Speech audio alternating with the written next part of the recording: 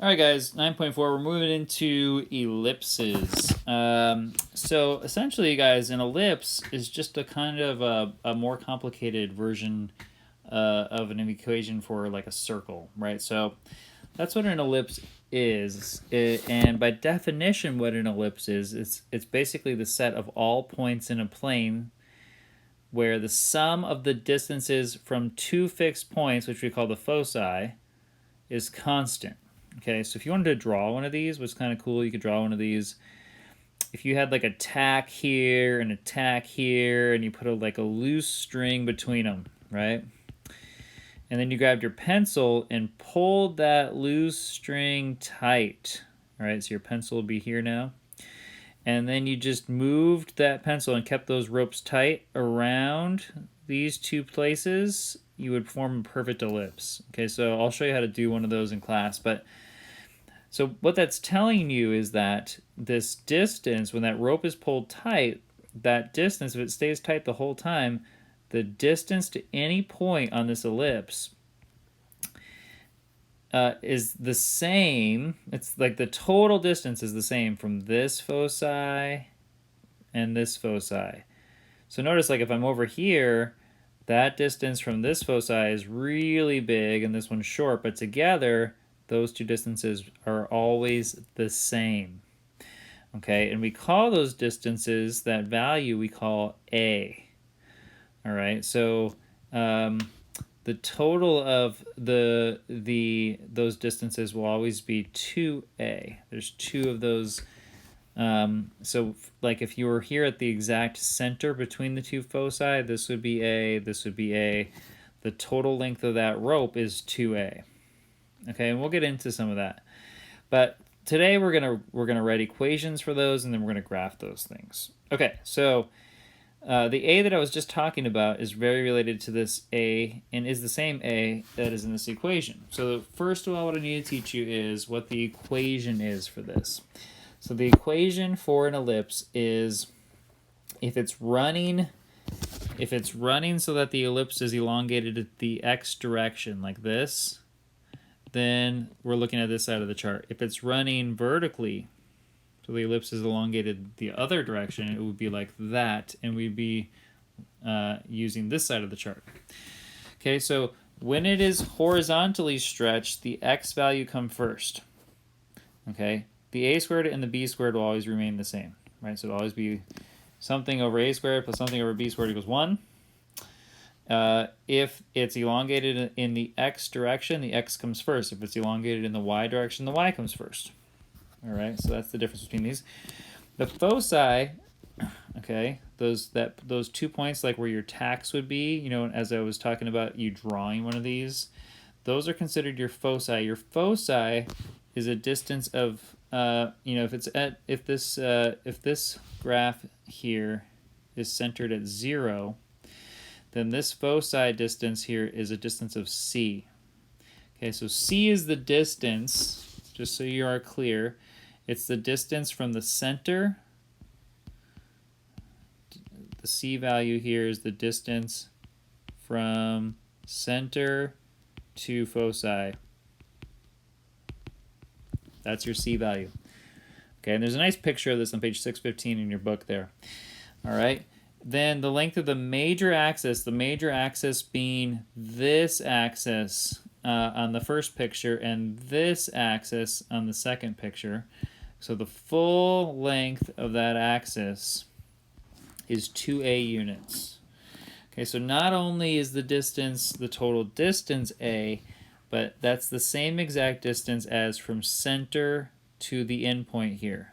That value is also known as a. So that's 2a units. And then for the length of the minor axis, this axis, it'll always be 2b units. Therefore, right here, this is b, and this is also b. Okay. So that's just some definitions that'll help you solve some of these. Here are the steps to the equations of an ellipse. First of all, you need to find the center. Okay, all the ones that we're talking about so far have a center at 0, 0. Then we need to find the value of a. which again is the length of half the length of the major axis. Then find the value of b, which is half the length of the minor axis, and then write our equation. Okay, so all we need is x, y, a, b, center, and then the a and b values. So let's try one out. So here we go. Example 1 says write an equation for an ellipse with vertices at -4, 0, and 4, 0. So first of all, what is a vertice? Okay, a vertice is essentially a point on the major axis. This is the major axis endpoints. Okay, so at -4, 0 we have one of these, and 4, 0 we have one of these. Okay, so what that's telling me is that that this thing is opening this horizontally. Okay, the foci of that thing is at 2, 0 and -2, 0. Okay, so they want us to write an equation for this. So first of all, we need to find out what the center is. Well, the center here appears to be at 0, 0. So since the center's at 0, 0, I know that this is going to be and it's horizontally stretched, right, on the horizontal direction, so it's going to be x first. So it's going to be x squared, x is not modified because it's at 0, center's at 0, over, and this is going to end up being a squared plus y squared over whatever b squared is equal to 1. Okay, so what I need to find out is my a and my b. Not too hard. A is just the distance from center to the vertice, like either vertice. So in this case, it is 4. Okay, so my a value here is this is a, which is equal to 4. Okay, my b value is always going to be the distance from center to my other vertice, which I cannot find yet. Okay, so right now I can fill in what I know. I know that I have x squared over 4 squared, or x squared over 16, plus y squared over something is equal to 1. So I have to find what my b value is. Okay, so let's think about this. If we go back here, we know that the b value is the length of the minor axis. Okay, so one thing that I haven't shared with you yet is the fact that the distance from the focus to the minor axis is always going to be that a units, right? So if I go from here, in other words, since a is a value of 4, I can go 4 in this direction, wherever that is, okay? So wherever 4 is on that direction, that distance of 4, this would have to be 4, this would have to be 4. Okay, but I know that this distance here to the foci is 2.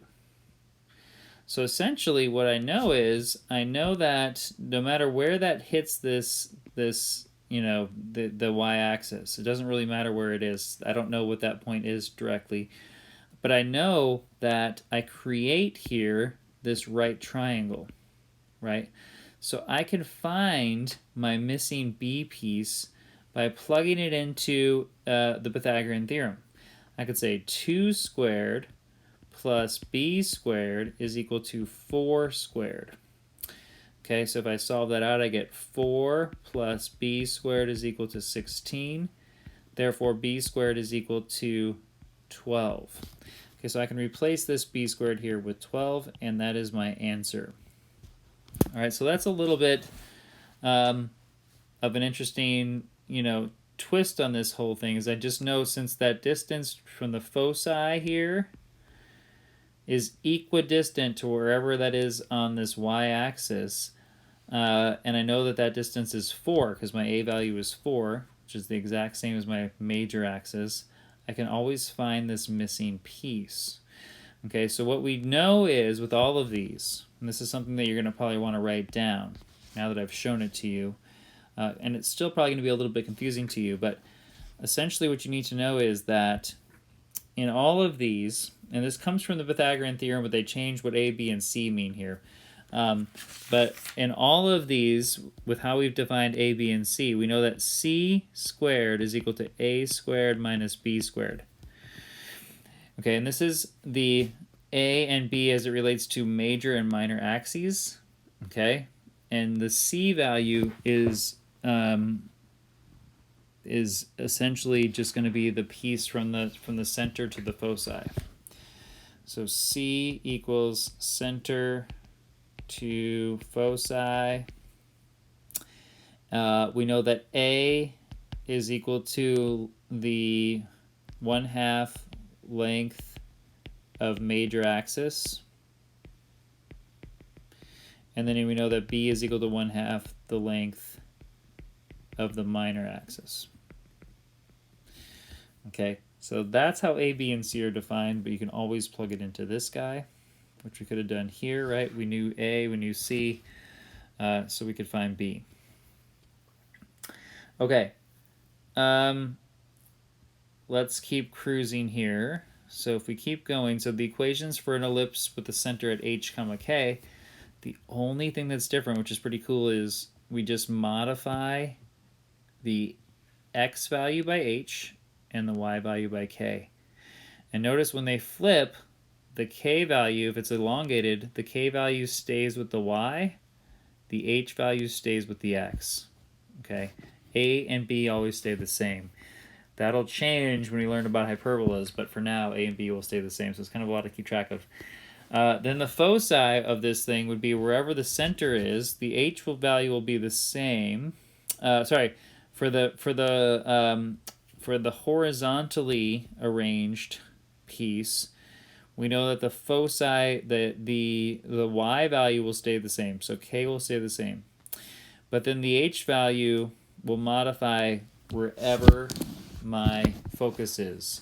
So if my focus is a length of c, it'll be h plus or minus c, right? So we now just add and subtract pieces to find our vertices and covertices from our center. It sounds a little more confusing saying it right now than it really is. If you know where your center is, you know that your foci is your c distance, that your major vertex is your a distance, your covertex is your b distance. Okay, so let's go to an example. So for example 2, it says write an equation for an ellipse with vertices at -3, 8. So -3, 8 is here.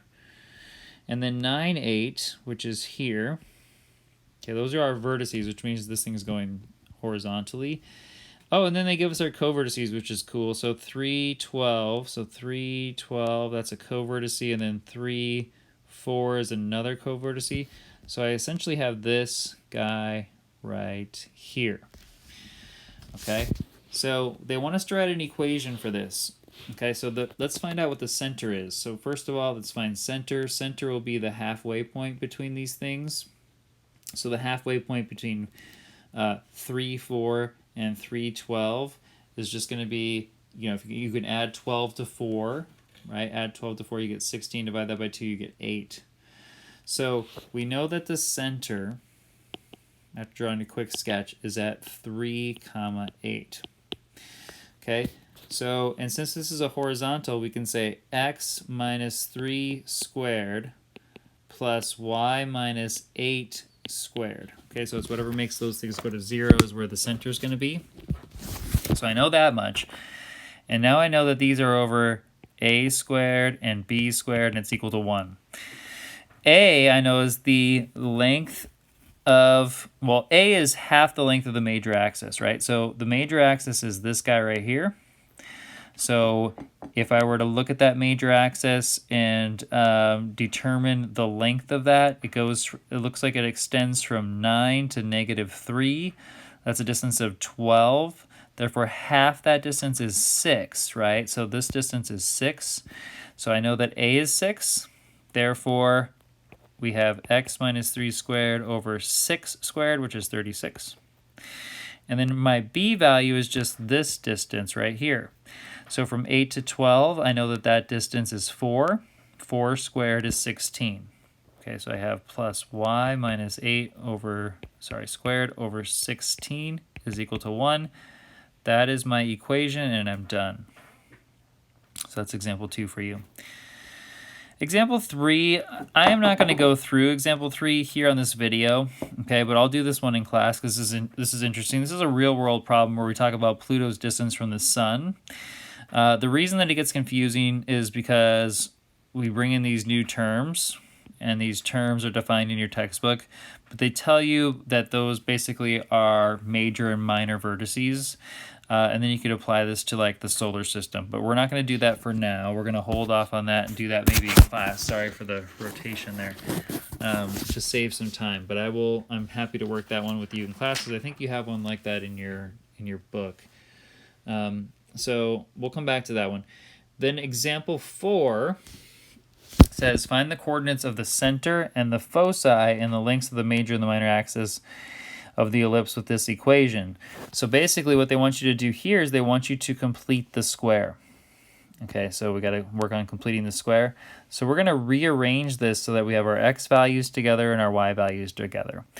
So let's go ahead and do that. So we have x squared, we'll put that with minus 2x, okay, and then we'll have plus something, and then we'll have plus 4y squared plus 24y plus something is equal to, we're going to move that 21 over. So we're going to subtract 21 from both sides, and we get negative 21.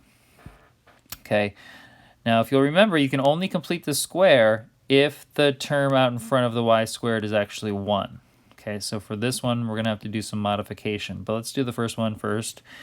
For this guy here, if we take half of negative 2, we get negative 1. We square that. Negative 1 squared is 1. So if we add a 1 in on this side, we have to add a 1 in over here. So we're going to add 1 to that negative 21.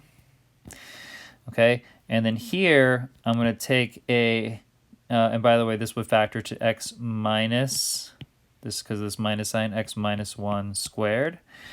And then over here, I'm going to have to take a 4 out, and I have y squared plus 6y. Okay, then I'm going to take half of 6, which is 3, and square it, which is 9. Okay, so notice I took a 4 out, divided 4 out of it, and then I inserted a 9 because that was half of 6. But what I really inserted, and this is the part that's tricky, you guys, is 4 times 9. Okay, so what I really just added in is 36. I didn't just add in 9 when I did that. Okay, so I also have to add in 36 on the other side. So this whole thing will be equal to negative 21 plus 1 plus 36. Okay, let's go ahead and do the next step. So this one I kind of skipped ahead, so this step's done already. So we have x minus 1 squared, and then we have plus 4, and then this will factor to y plus 3 squared. And the whole thing is equal to then negative 21 plus 1 is negative 20. Negative 20 plus 36 is positive 16. Okay, so to get my equation to now equal to 1, I'm going to divide everything by 16. Okay, so if I divide everything by 16, I'm left with x minus 1 squared over 16 plus, we can reduce this fraction, we have y plus 3 squared over 4 is equal to 1. Okay, so now I know everything I need to know from this equation. I know that my center for this thing is at, what makes this one go to 0 would be 1. What makes this one go to 0 would be negative 3, so 1, negative 3. I know that I have a foci. Well, let's hold off on the foci because we can find that easy enough in just a minute. Let's go to the major axis. The major axis is, in this case, going to be, so what I can do is, since this is my major, I know that that is equivalent to a squared. And I also know that the major is equal to 2 times a. Okay, so to find a, I can take the square root of that. So a is equal to 4. Okay, so the major axis then is equal to 4 times 2, right? So the major axis is equal to 8 units, or whatever you want to call it. Then for the minor, I can think about that the same way. So I know that 4 is equal to b squared, so b is equal to 2. And then my minor is always equal to 2 times that axis. Okay, so in this case, my minor axis here for this one would be, since this is 2, 2 times 2 would give me 4. Okay, so 2b, b is equal to 2, 2 times 2 is 4. All right, so I know all of that. And I also know that, so because of that, I know that my a value is my a value is 4, my b value is 2, so I can find my c value, or my foci values. Okay, so to get the foci, what I'm going to do is I'm going to say, okay, c squared is equal to, and again, this goes back to what I gave you earlier on that you need to write down. It comes from the Pythagorean theorem. It's a squared minus b squared. Okay, so let's just plug in what we know. C squared is equal to 4 squared, which is 16, minus b squared, which is 4. So c squared is equal to 12. That means c is equal to the square root of 12. Okay, so if I go on my calculator and I take the square root of 12, take the square root of 12 here, I get 3.46. Okay, approximately. So the value of c is 3.46. That's the distance from center to each foci.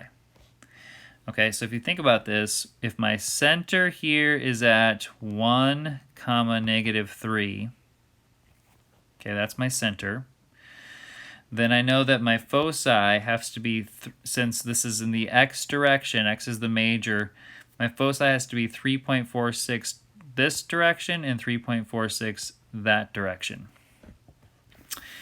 Okay, so if you want the points for that, 1 plus 3.46 would be, this would be 4.46, negative 3. And if I subtract 4.46, I'd be at negative 2.46, negative 3. And those are your foci. So the foci happen at these 2 points.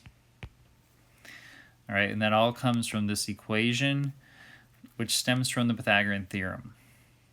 All right, just A, B, and C mean different things. C is not the hypotenuse in this case. It's the distance to the foci.